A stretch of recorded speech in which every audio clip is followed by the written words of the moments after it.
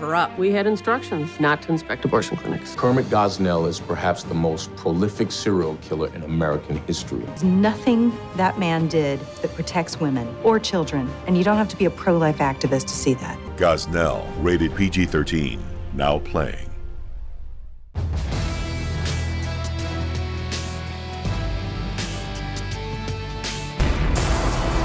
Freedom prospers when religion is vibrant and the rule of law under God is acknowledged. An informed patriot is what we want. Welcome to American Family Radio's Focal Point, the home of muscular Christianity on conservative talk radio. Muscular Christianity. Where we relentlessly explore the intersection of truth and politics. The trouble with our liberal friends is not that they're ignorant. It's just that they know so much that isn't so. Now, here's your host, Brian Fisher. Howdy. Greeting from the west, from my home state of Idaho. Good to have you here with us. Brian Fisher is my name, congenial, convivial, and amiable. As always, the program is Focal Point, the home of muscular Christianity on conservative talk radio. Glad to have you in the conversation today. The network is the American Family Radio Network. Now, a lot we are going to get to today. Just a quick heads up. We are going to have Focal Point overtime today. I got to cut it a little bit short because I've got an appointment I've got to keep. But we'll have 30, 40 minutes of Focal Point overtime today. And again, that's exclusively available at the Focal Point Facebook page. So if you're not here already, you can get to the Focal Point Facebook page by going to go to your Facebook page. Go to Focal Point Brian Fisher, and it'll pop right up, and you can catch the live stream starting right at about 2:05 Central Time. Now, I want to apologize. First of all, we've had some difficulty with our prayer website, a little bit of mix-up on what prayers go where. We had a missing page today, no prayer at all there. We are slowly getting that fixed. The passage for today is Jeremiah 26. If it's not fixed by tomorrow morning, Jeremiah 27 and 28 for tomorrow. Now, here's what happens in Jeremiah 26. Remember, Jeremiah is a prophet raised up by God to try to retrieve the nation of Judah before it was too late. The northern kingdom of Israel had been carted off by Assyria in 701 BC. We're now about 100 years later. In fact, Jeremiah 26 takes place in 609 BC, so just about 100 years after Assyria had been basically wiped out into oblivion, carted off into captivity to Assyria, and Judah was left intact, but now Babylon is threatening them, and Jeremiah is saying, look, if you guys don't turn, you're going to burn. I mean, your city is going to be burned to the ground. The temple is going to be burned to the ground. So he's making a last-ditch appeal to get the nation to turn, and they simply do not want to hear what he has to hear. This is what it says in chapter 26. This is at the beginning of the reign of Jehoiakim, the son of Josiah. Josiah was the best king, probably, that Judah ever had. Followed God with his whole heart. He engaged in a series of reforms to bring revival back to the land. But he made the mistake of going out to war to take on an enemy that God had not directed him to take on. And he wound up losing his life in that battle, and Jehoiakim, his son, now takes the throne. And this is what the Lord said to Jeremiah, stand in front of in the court of the Lord's house and speak to all the cities of Judah that come to worship at the house of the Lord all the words that I command you to speak to them. Do not hold back a word. It may be that they will listen. So it says, I want you to speak the whole counsel of God. I don't want you to skate on anything. I don't want you to stay away from subjects or topics that are politically incorrect. I don't want you to stay away from topics that you are afraid are going to make you unpopular. I don't want you to stay away from topics or passages that if you touch on them, it may cause people to leave. I don't want you to do that. I do not want you to hold back a word. You know, and this, by the way, is just kind of a rebuke to the entire seeker-friendly movement. Remember that when that movement was huge? And the philosophy here is let's just focus on the nice parts of the gospel, on the soft parts of the gospel, on the parts of the gospel that everybody likes, that make people feel good, that are soothing, that are reassuring, that make people feel good like they want to come back. And we'll save all the difficult stuff, what I call the hard sayings of Jesus, we will save that for later. You know, my question all the way along is, well, okay, you're saving the hard sayings of Jesus for later when they're a little bit more mature, but my question for you is, when do you ever get to that? When do you ever get to introducing your congregation to the hard sayings of Jesus? Remember, Jesus didn't wait. Remember that episode in John chapter 6 where he was talking about drinking his blood? He was the bread that came down from heaven, and everybody started leaving him. It was too difficult for them to listen to and to process. They didn't like it, and so they started splitting. So Jesus didn't wait to tell the tougher stuff until he felt like he had them at a place where he could give them the tough stuff and they wouldn't leave. No, it was part of the whole counsel of God, and he brought it out when it was the time to do it. So now it turns out that the leaders here did not want to hear what Jeremiah had to say.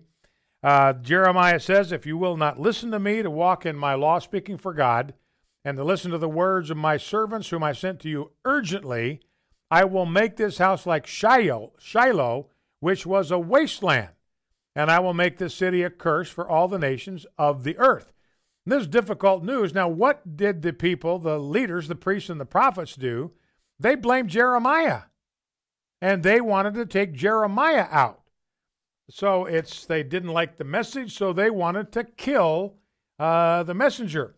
You know, Steve Jobs, I think, at Apple, he said, he was asked one time, what is the secret to good leadership? You built a beautiful company, a magnificent company, one of the most valuable companies on the face of the globe. What is the secret to good leadership? And he said it is learning how to listen to bad news.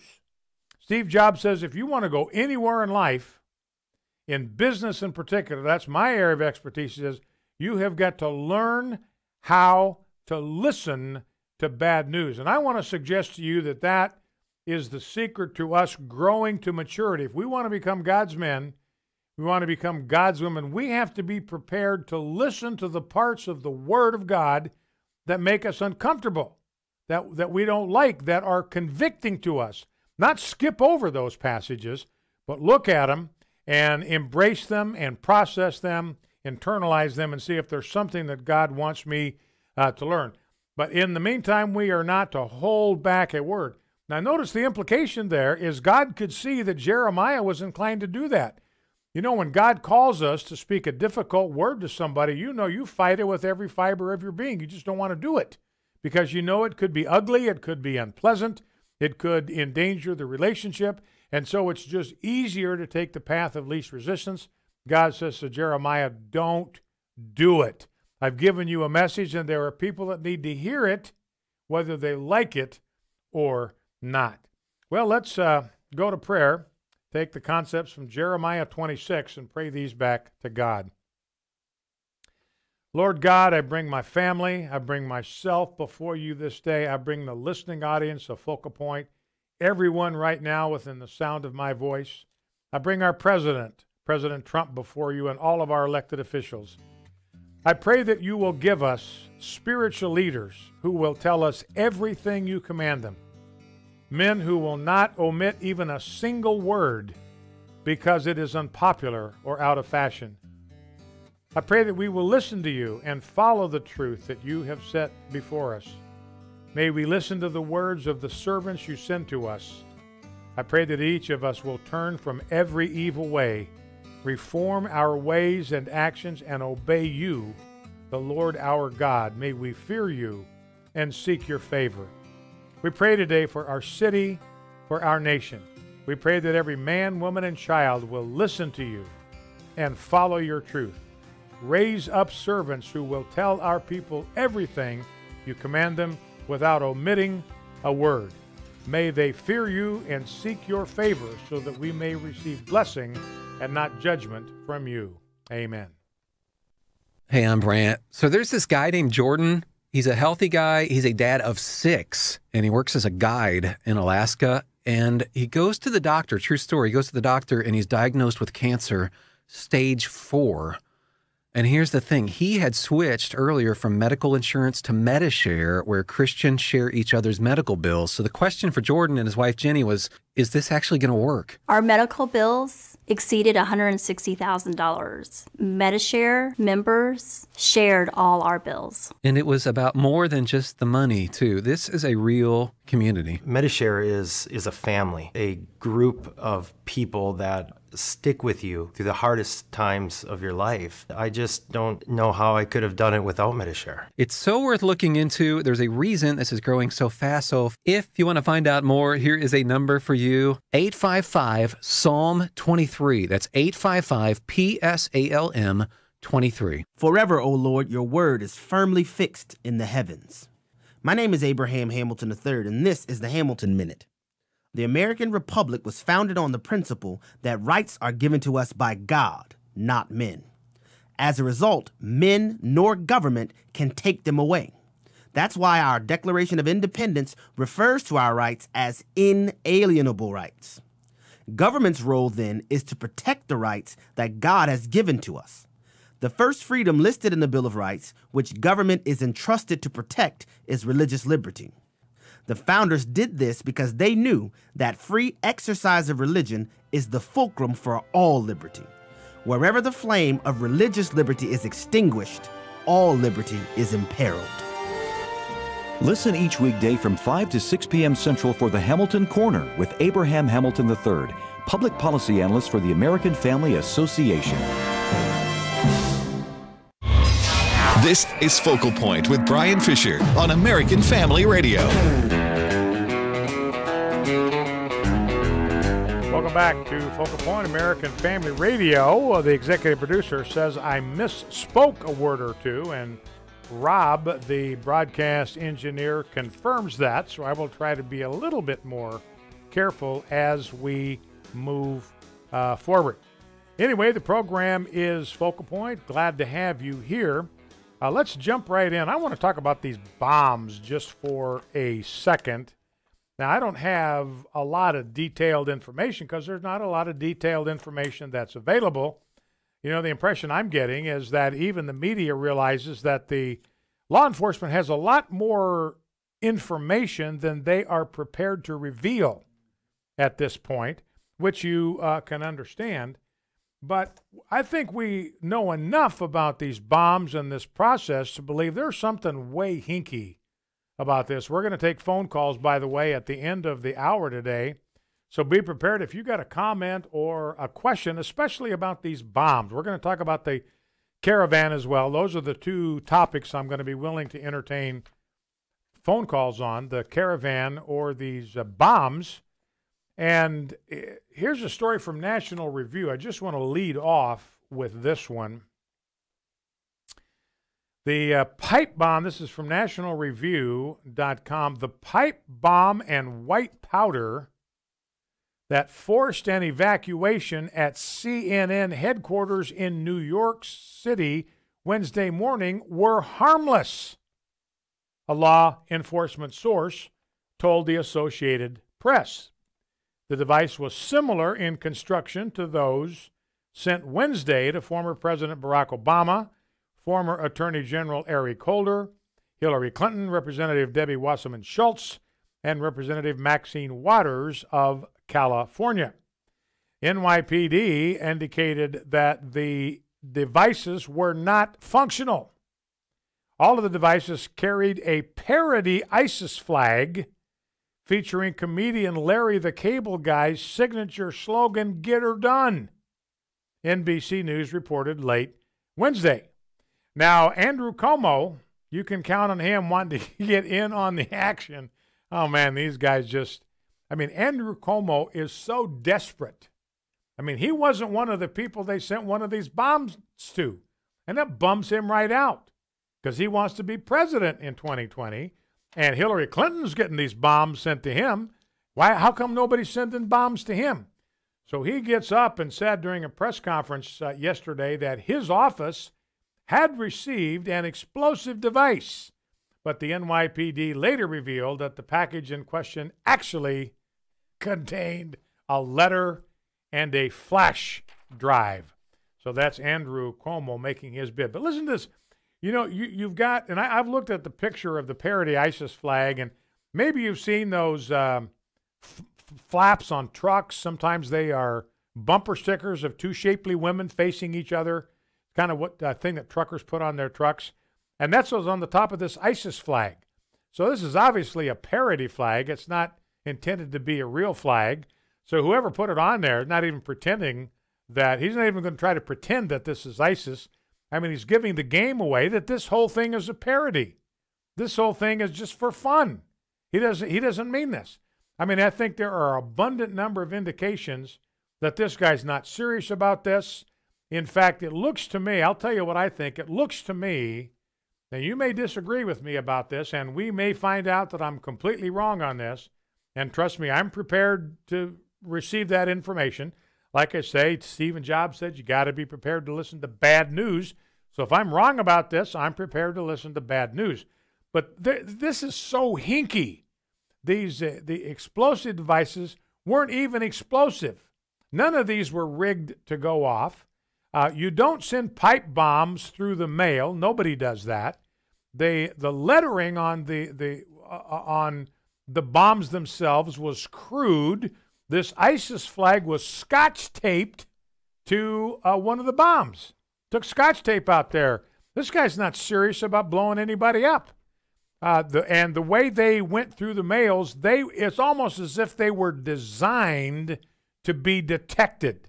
They were designed not to escape notice. In other words, whoever put these bombs together, and that's why I think it's a left-wing nut job who is trying to convince us that this is the work of a right-wing nut job. So that's my thesis.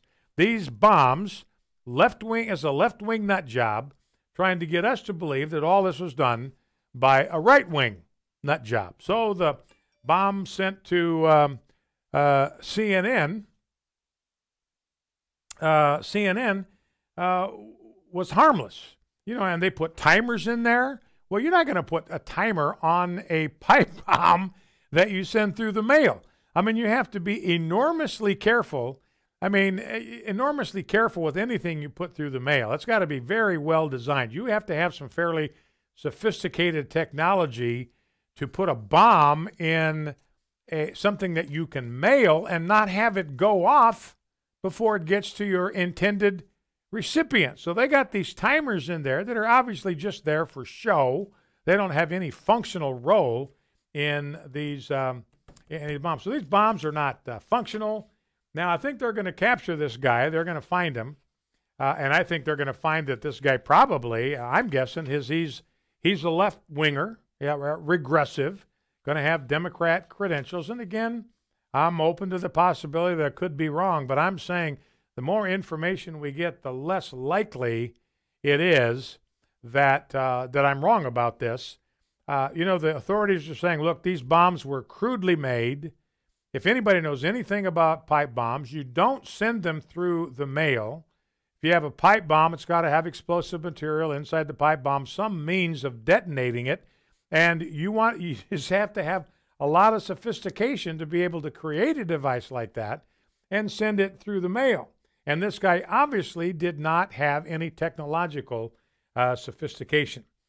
So they're saying that now that they are almost certain to track this guy down using the information that they've got. You don't imagine, get her done.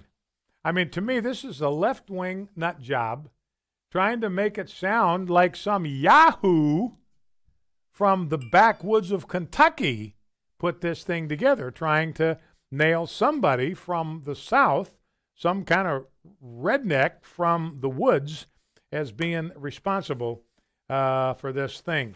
You know those ISIS flags? They were scotch taped onto the bomb. Let's see, anything else in here that I think would be important to know? AP News got a story out about a mass of forensic clues that this guy, person or persons who built the bomb, left behind. And the investigators are going to retrace the path of the packages through the postal system. Now, the postal system operates a pretty sophisticated imaging system that photographs the outside of every piece of mail processed across the country and can be used to determine the specific location of where it was sent. So they'll be able to locate the picture of the package, maybe even see the guy that dropped it off. And again, these were oversized addresses. The addresses were wrong because they were immaterial. What mattered was the name that was on the package. That's what the guy was doing. He wants to get everybody's attention. He wants to make it look like CNN is in danger, make it look like Barack Obama's in danger of one of these bombs, make it look like Hillary Clinton is in danger. So that's the only thing that mattered. It wasn't the addresses. Sent one to John Brennan. John Brennan doesn't even work at the network that he sent the bomb to. So anyway, they're going to track this guy down. There's a lot of genetic material that this guy or guys would have left behind.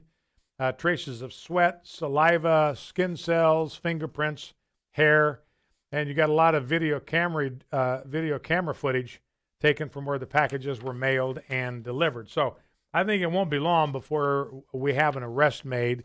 And trust me, this guy's in big trouble. I mean, he's probably going to try to say, "Hey, guys, just kidding." I'm guessing he's going to use the just kidding defense. Not going to work. You use the mail. That's a federal offense to do what this guy's done, to use the mail for this purpose.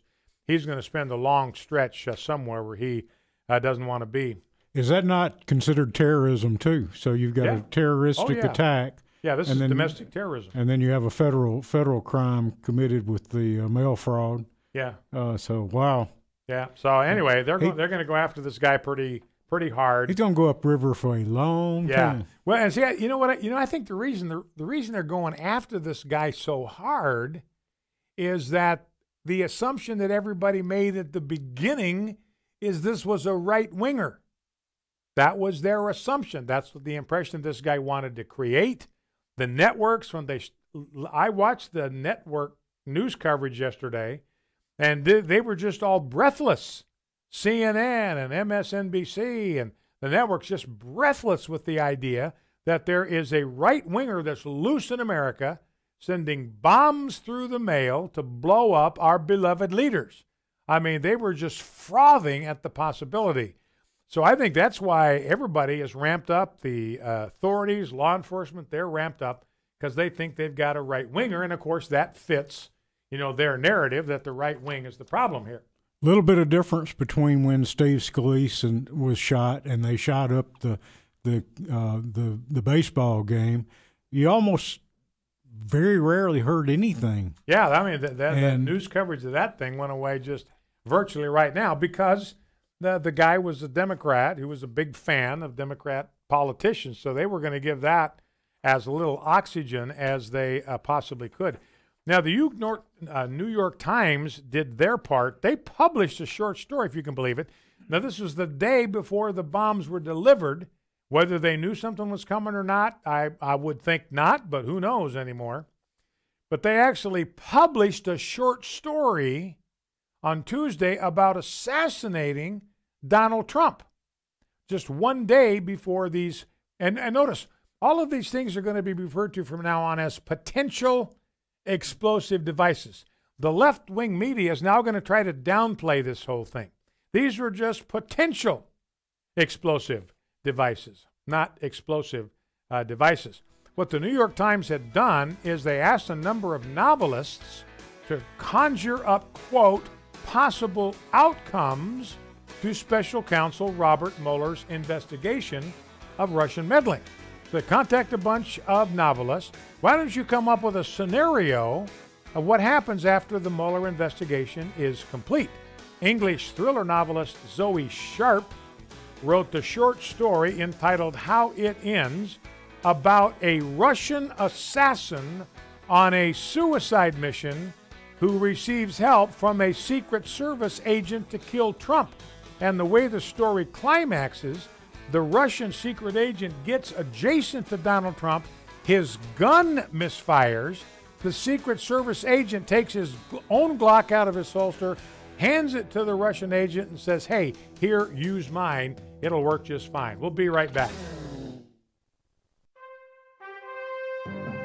This is Dr. Richard Land, president of Southern Evangelical Seminary. Welcome to Bringing Every Thought Captive. Yesterday, I shared with you the fact that Kelvin Cochran, the former Atlanta fire chief, who was fired in 2015 for comments he made emphasizing traditional Christian morality as opposed to affirming homosexual behavior, in a devotional guide he wrote for the men in his church. The Atlanta City Council voted to pay $1.2 million to Chief Cochran as compensation for violating his right to freedom of speech. Former Chief Cochran has become the COO for Elizabeth Baptist Church in Atlanta, a Southern Baptist congregation. Cochran told Baptist Press of 5 things he had learned from this whole experience. The first one is, God always prepares his children to face persecution. We wouldn't be going through this if he hadn't drawn the conclusion that we were ready. Number 2, the hardest of the 5 things, and that is there are worldly consequences for standing on biblical truth and standing for Christ. Number 3, there are kingdom consequences that are always greater than the worldly consequences. The 4th thing is that when we endure persecution, God is glorified on a greater scale. And the 5th thing I've learned is that when we have the courage and faith to stand, a life of blessings escalates, exceeding abundantly above all we could ever ask or think, citing Ephesians 3:20 in the New Testament. Cochran served as a member of the Southern Baptist Convention Resolutions Committee in 2016, which presented the convention a resolution that said in part, quote, experience and recent history have shown that when the government redefines marriage as anything other than between a man and a woman, the police power of the state is brought to bear to enforce that redefinition, resulting in an inevitable collision with religious freedom and conscience rights, end quote. Kelvin Cochran is living proof that this does happen and that you can fight back and defend religious freedom. This is Richard Land. This is Focal Point with Brian Fisher on American Family Radio. Listen to the audio podcast or download today's program at afr.net. You can also read Brian Fisher's columns at afa.net. afa.net. Howdy and welcome back to Focal Point on American Family Radio. Glad to have you in the conversation. Don't forget, we're going to be taking calls the last quarter hour. What you think about this whole bomb business and what you think about the caravan. Let's do a couple of caravan sound bites here. Let me pick the ones. Let's start with Trump last night, talking about the how we maintain unity in America. And he's exactly right about this. I think the problem is the left is never going to agree with this approach because they are now out of power. And I told you yesterday, I believe what's critically important about this election in November is that conservatives right now have liberals on the run. They're running through the briars and they're running through the brambles and they're running through the bushes where a rabbit couldn't go. And the time is now for conservatives to finish them off. Remember, this is a civil war. Somebody's got to win and somebody's got to lose, and whoever wins has to win big so that the results are felt for at least 2 generations. That was in that column that I've been referring to frequently, talking about how divided we are as a nation. Another column I've got, another story here in the stack somewhere about how divided we are as a nation, everybody recognizing that. And there's an opportunity for conservatives right now to take control of the political landscape in America. November 6th is an opportunity for the Republicans to take control and seize the high ground in this civil war. If they lose the House, if conservatives lose the House of Representatives, that opportunity is gone. Democrats, the other side, will gum up the Trump administration for the rest of his 2 years, and then who knows what happens in 2020. But if conservatives can win decisively on November 6th, I believe it creates the possibility that in 2020, the Democrats, the left, the liberals, the regressives, the Democrat socialists in America can virtually be neutered. They can be robbed of any kind of power, any kind of energy, any kind of momentum, and conservatives can seize the levers of power. Now, it can happen. It's happened in states. It happened in my home state of Idaho. I mean, Idaho is a one-party state right now. Like 80% of the state Senate consists of Republicans. You almost can't get elected in Idaho unless you're from a very left-leaning city, and there are a few of those, if you're a Democrat. Some people change party affiliations. That's what Cindy Hyde-Smith did in Mississippi. She wants everybody to think that she's a conservative, that she's a Republican, so she changed parties because she knew she couldn't win in Mississippi, which is virtually becoming a one-party state. There's no way she could win in Mississippi if she kept that D by her name. So just craven political maneuvering, but people are doing that. People are trying that. And I think we could get the United States to the place where conservatives would have that kind of a lock on the levers of political power, and then would be in a position working together to accomplish and advance a genuinely conservative agenda for a generation or two. So that's what I think is at stake on November 6th. I mean, I think conservatives need to win on November 6th. I think they need to win decisively. They need to win going away. This needs to be an emphatic victory for the conservative movement. And that means that in 2020, conservatives could just about finish the job of putting the left out of political power for a generation or two in America. So November 6th can be a powerful day to launch some real momentum toward genuine electoral change for years, for decades. Let's go to clip number 1. Here is Donald Trump, and he's emphasizing here something we all know to be true, emphasizing the differences between the two political parties. Let's listen. There are dramatic differences between our two political parties, that we know. It is essential for democracy to draw a sharp contrast between the two different platforms put before the American people. And we have a chance to do that right now in many states and on November 6th. We need more, not less, debate about policy issues in our country. But what we cannot do is let our disagreements about matters of policy tear us apart as a country. Can't do that.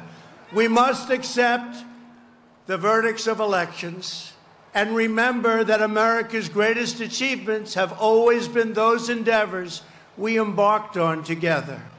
We have had great, great achievements.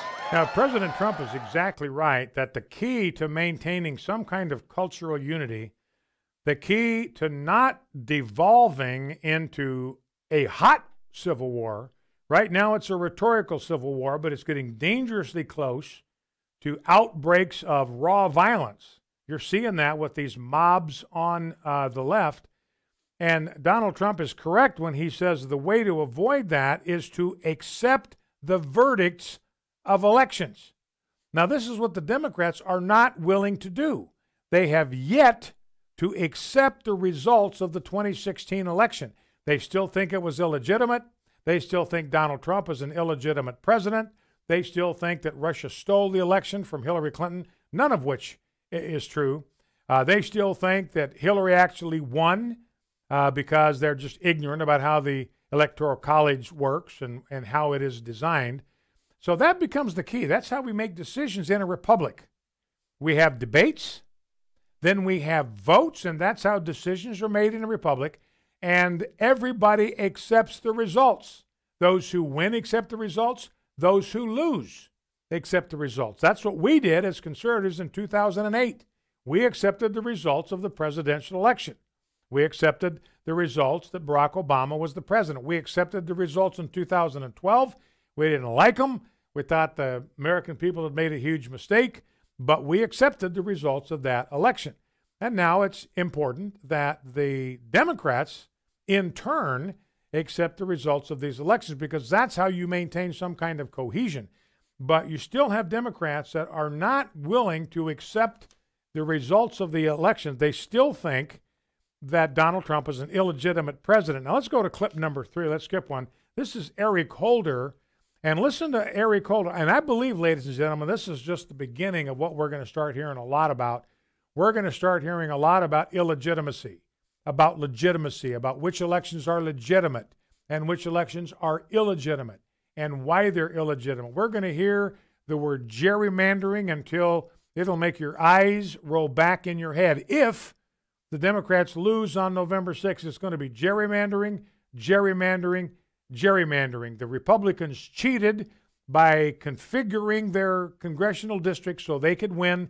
That makes it an illegitimate election because the Republicans cheated and they stole it by gerrymandering. Here is Eric Holder, clip number 3. I mean, with regard to gerrymandering and voter suppression, you are seeing a minority in this country taking power that is not legitimately theirs. A minority of people are taking majority power and running things for the rest of the country, and frankly, taking positions that most of the rest of the country does not favor. When it comes to gun safety measures, when it comes to questions about reproductive choice, these are all things where the minority is taking views inconsistent with the wishes of the majority. You know, this is just bizarre to me because Donald Trump is the president because he won the majority of the votes in the Electoral College. Nothing illegitimate about that. He won the majority of the votes that count. So anyway, but they are looking, they're laying groundwork right now. I think they're expecting to lose. This is the words of somebody who thinks they're going to lose the election, and he's laying the groundwork. They're starting to generate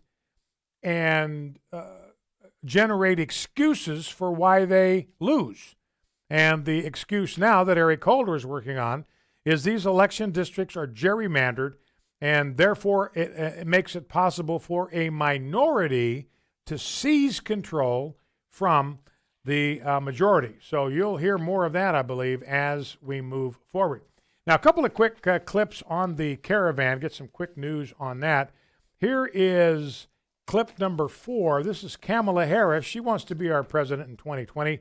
A reporter asks her a question, and she responds. Is there a political upshot to the Trump administration's tone on the caravan coming from? Absolutely not. And, listen, we are a country that our strength has always been that we are a tolerant country, that we are welcoming, in particular, of those who have fled harm.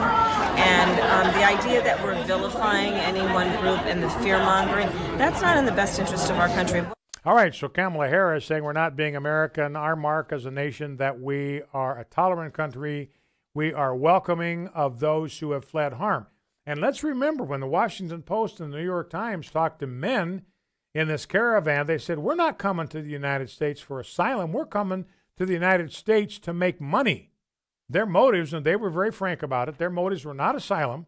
They weren't seeking refuge. They were looking for jobs, and that's not a legitimate basis for asylum.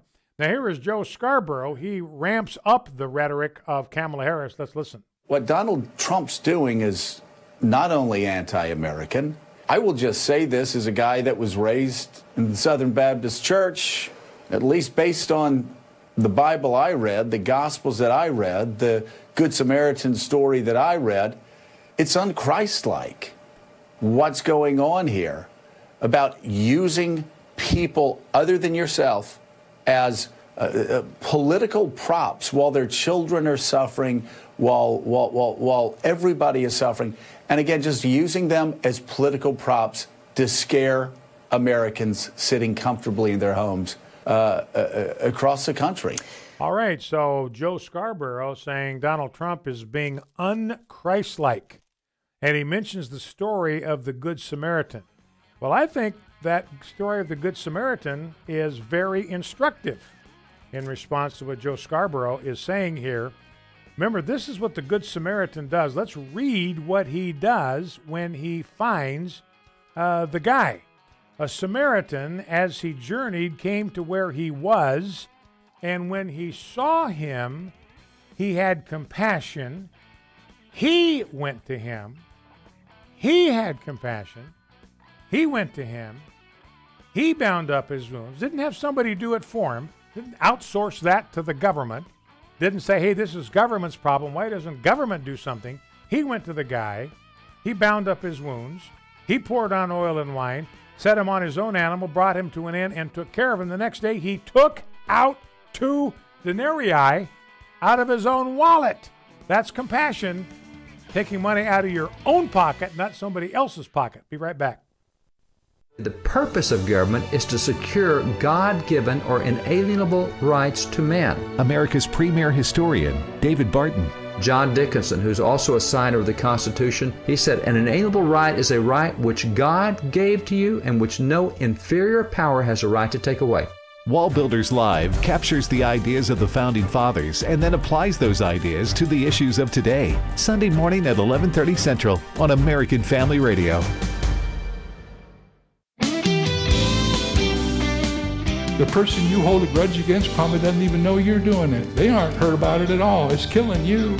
So why don't you just take God at His word and determine that by His grace from this moment on, you will overcome evil with good. Join Dr. David Jeremiah for his series, Overcomer, next time on Turning Point. 5:30 a.m. and 7 p.m. Central on American Family Radio. Here's Dr. John Oswalt from the American Family Studios documentary, The God Who Speaks. We are inveterate idolaters. We inveterately attempt to find means within the cosmos where we can achieve our goals, where we can control God for our purposes. And it's astonishing the ways in which we do it. When the Old Testament spends so much time attacking idols, we often think, well, I don't have any idols. I don't have any little statues in my closet. I don't pray to some god or something. But idolatry is really the attempt to manipulate the divine through my own efforts. That's what idolatry is. Visit thegodwhospeaks.org. American Family Radio. You're listening to Focal Point with Brian Fisher. Brian Fisher. Welcome back to Focal Point, American Family Radio. Brian Fisher is my name. Number to call if you want to weigh in on the caravan or weigh in on the bomb scandal in D.C. and surrounding areas. The number to call is 888-589-8840, 888-589-8840. Speaking of the caravan, this invading army, remember, an invading army comes to conquer and plunder. And that's exactly what this caravan is seeking to do. They want to come into the United States, take it over by the sheer force of numbers, get control of political power, and plunder the wealth of hardworking Americans. This is exactly what is driving them. Now, here is clip number 6. You know, the left and the media on the left keep saying, look, Donald Trump is out there talking about the bad actors that are in this invading army. The number, did I give the number? 888-589-8840. If I didn't, 888-589-8840 is the number. But they're out there saying, look, Donald Trump has no proof of all of this. He's saying there's terrorists in here, there's gangbangers. He has no proof of that. Here is a member of the caravan himself. Clip number 6, and let's listen to what he says. Criminals is everywhere, okay? It's criminals in here. I mean, it is, but it's not that many. I mean, it's good people in here trying to get through Mexico and then get to the United States, but that doesn't mean that everybody's a criminal. Doesn't mean everybody, but there are criminals in here. Now, I said it's not that many, but he says there are criminals in here. Let me ask you this. How many criminals do we want to let into the United States of America? What is the acceptable number in your judgment? What's the acceptable number of criminals to welcome into the United States of America? Well, Rob put his finger up, making a big fat donut. 0. That's the acceptable number. But this guy's saying this caravan's got criminals in it. And if they are allowed to cross the border in the United States, then you're going to have criminals in your land. One other clip. Let's go to clip number 9. You know, Hillary Clinton's out there. She's still trying to make believe that she is a political force in American politics. And this is a Democrat speaking about Hillary Clinton. This is a panel, a Democratic panel that CNN put together, and they're talking here about Hillary Clinton, and here's what somebody in this panel discussion says. She's just got bad cred. Bad cred. Bad cred. People don't trust her. No one trusts her. I mean, the reality is I voted for her. I supported her, but she does things that she trips over herself. Yeah. And she makes big mistakes. All right, so there's a Democrat, voted for Hillary 2016, but she has no credibility. Nobody trusts her. So I think Hillary Clinton, I think she is completely spent as a political force. I think this idea she's going to run for president in 22, it would be a total embarrassment for her. She'd be smart not even to try, because if she does, it's going to wind up being a serious embarrassment for her. All right, well, let's go to the phones and get the idea what you think about all of this. Let's go to Clifford in Terrell, Texas. Clifford, welcome. What's on your mind? Talk to me. Okay, the caravan. I believe this is merely the latest symptom in a major problem facing our nation. God has turned this nation over to the stranger within our gates. And unfortunately, without question, hands down, based on numbers, those are the Spanish speakers. Years ago, the Kerner report said we're becoming two people in one nation, one black and one white, separate and unequal. In the reality today, we are a separate nation based on English speakers and Spanish speakers. And it's unfortunate. We can stop this, but the government doesn't have the will to do it. Why isn't English the official language of the nation? Well, why is there not a great separation between citizens and non-citizens? As in no federal money if you're not a citizen.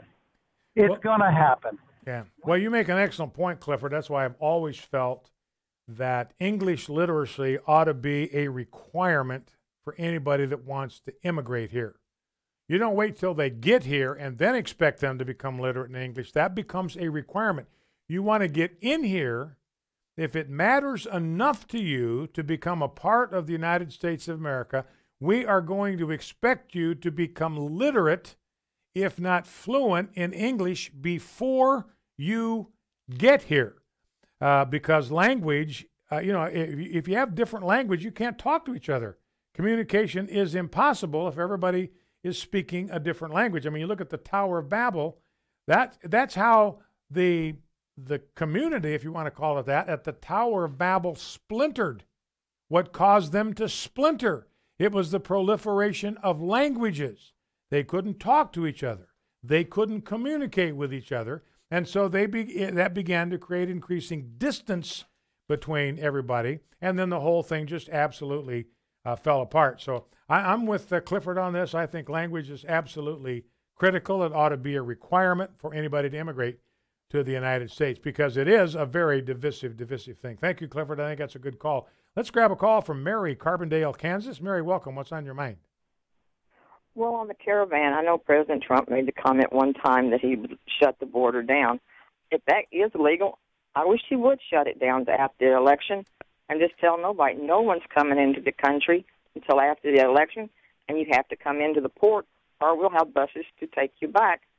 And so I wish the Republicans, after the election, when we do win, I hope that they do stand behind him better than what they did prior. I know he's done a lot, but he's had to fight to get this stuff done. And I think our friend George is out paying someone to play these fake bombs just to stir up the election, and we've got to stand strong and not let us be scared away from the polls and just get out there and vote the conservative way. So we thank you for letting us know what's going on, and have a nice day. All right. Thank you, Mary. I appreciate that very, very much. And, I think George Soros money is very likely behind this caravan. I think there's Democrat energy certainly behind it. I do think this is a major miscalibration on their part. I think they thought this caravan was going to make Donald Trump look like he was hard-hearted and he was mean. Instead, it's just scared the socks off of people in America, because there's nobody in America, I don't care what your political outlook, there just is nobody in America that thinks this is a good idea, to have this mile-long caravan of illegal aliens come traipsing into America. Nobody knows anything about them and all that kind of stuff. And, I think there's money from somewhere behind this. I've seen pictures of, people pushing kids in strollers. Some of those strollers are $400, $500, $800 strollers. People are recognizing them. Those are expensive strollers that they're pushing through Mexico. So anyway, we will see, and Donald Trump certainly can do it. I read the excerpt of the law the other day. If in his judgment he doesn't have to clear it with Congress, it's on his own. He can issue a proclamation that prohibits any aliens or any group of aliens that he determines are detrimental to the interests of the United States of America. That's a quote. So if he determines that this entire caravan of 14,000, well, they're down now, I guess, below 5,000 again. People are getting sick. They're getting homesick. They're going home. They're dropping out, whatever. But if Donald Trump decides this whole caravan is detrimental to the interests of the United States, all he's got to do is issue a proclamation. He doesn't have to go to Congress for approval. He doesn't have to clear with his cabinet. He can just issue a proclamation on his own authority and suspend any kind of immigration, any kind of entrance into the country from that caravan. All right, let's go to Scott in Big Sandy, Tennessee. Scott, welcome. What's on your mind? Well, Brian, I want to just follow up on what you said about the pipe bombs. Yeah. The whole thing with the caravan, of course, is not working, so they have to move on to the next thing. Very coincidental that it's always timed with something that's going to benefit them. Here come the elections. I think it's a little bit different than what you're saying, though. I have a feeling it is not a left-wing nut trying to show the other side that they're the nut. No, I think it's way too orchestrated. It happened way too much of the timing. It's the same people doing exactly what they're doing because look what the media did. They jumped on it everywhere, blaming Trump, blaming the conservatives. They're the ones that did it. I would not be surprised, Brian, if when we find out what's happening, it won't be a left-wing guy. They will have some plant who's a right-wing guy, and then they'll really make it look even more like it's the conservatives. And we were right. Look at this. It's dangerous to try to get those conservative votes to go the other direction at the end because, oh, my gosh, they're right. And you watch and see if that doesn't present its ugly head here in the next few days before the election. All right, so your theory, working theory, is that this is too coordinated to just be a one-off deal. This is too coordinated to be one guy acting on his own. So you think the other side is behind it. You think regressives are behind this, but they found a stooge somewhere who does hang out in right-wing circles, and they got him stooged up to be the guy that's sending these bombs through the mail so they can make it look like it was, in fact, a right-wing nut job. All right, Scott, we will... No. Go ahead. I don't think so, Brian. No, I don't think they got any kind of right-wing guy stooged at all. I think the entire thing is left, and they're going to have a fake right-wing guy. They're going to claim he's a right-wing guy, and he's just going to go away after all of this goes away. All right, so he's going to show up and pretend to be a right-wing guy, and then when the smoke clears, he'll just disappear. So, all right, well, at least we're in agreement that this thing certainly looks to be like something orchestrated and driven by the left. All right, Scott, listen, I appreciate the call. A couple of quick things before we wrap it up for today. Do you know that police dogs now have body cams too? They got body cams on police dogs, not just on police officers, but on police dogs. Yeah, I can see that. Megyn Kelly's out at NBC, and she has a non-break deal. Her contract, she's going to get, NBC's going to have to eat $69 million. They got to pay her. It's a non-break contract. All right, bow low before God, stand tall before man, stand in the gap. Never forget we're fighting a winnable war.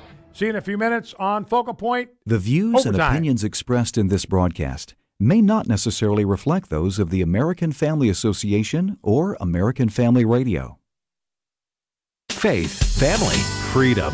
American Family Radio. As millennials, we have more than $1 trillion in purchasing power, so you know businesses are watching us. But millennials are losing our faith, so we know Satan is watching us. Engage Magazine